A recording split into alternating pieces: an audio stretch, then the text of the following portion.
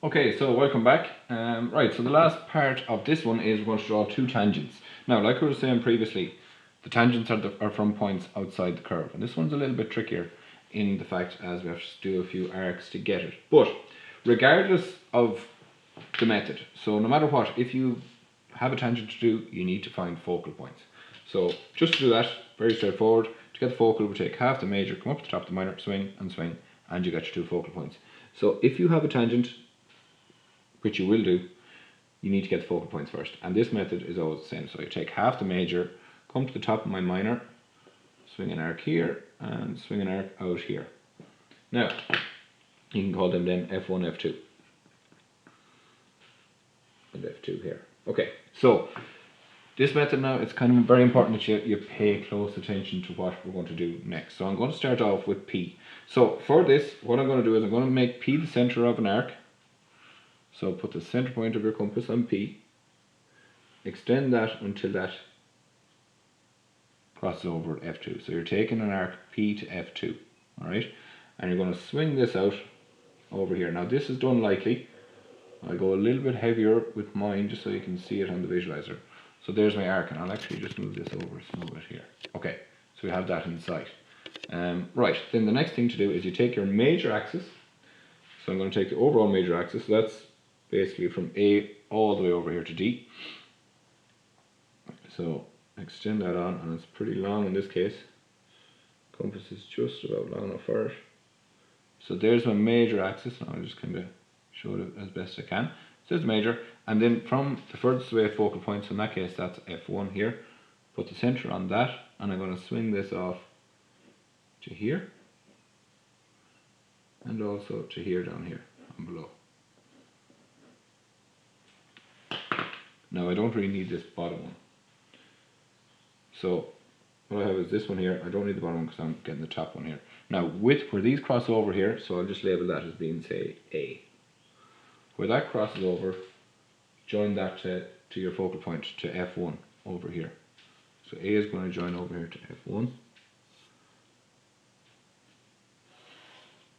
And where that intersects your curve, that's your point of contact. And label that once you have it. So label that point of contact P, O, C.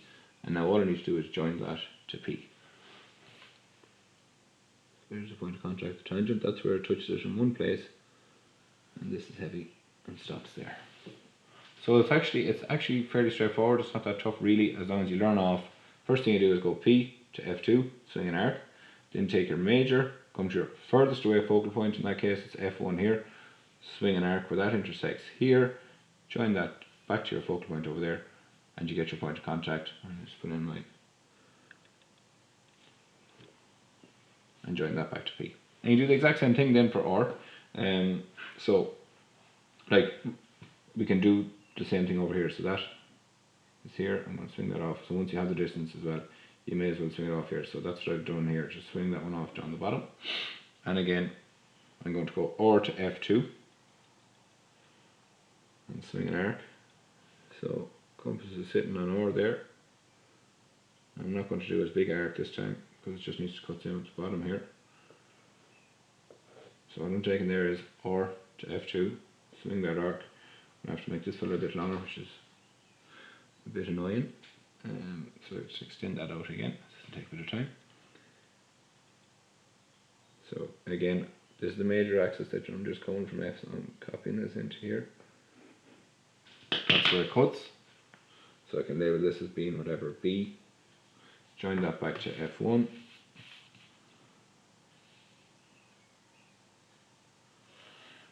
Where that cuts my ellipse there, that's the point of contact. I want to join R to that. And you can see actually it goes a little bit heavier like this, like it does in the question. Just extends on in a bit there. And it does the same thing in the question. And then the last thing we need to do very easily is just put on this 10mm gap at the front.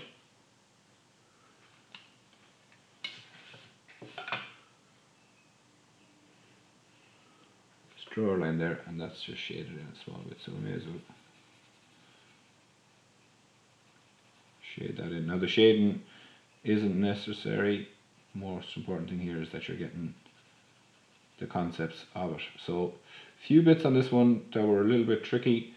You're given the minor, you had to draw that, so we kind of covered that one. So that's a very common thing. Then we had our parabola, quite straightforward. These arcs fairly straightforward as long as you look for the construction lines. And then the real thing that I want you to focus on is the tangents from a point outside the curve. So just to reiterate, from your point P, take the distance from here to F2, swing an arc. Then you take the major axis, come from your other focal point, so the furthest away focal point from that point, swing off an arc. Where them two cross over, that gives you point A. Then you join A back to your furthest away focal point, which is F1 in this case. But that cuts with your ellipse, that gives you your point of contact, and all you have to do is get that point of contact and join it to your original point. Okay, so thanks for watching, folks, and see you again soon.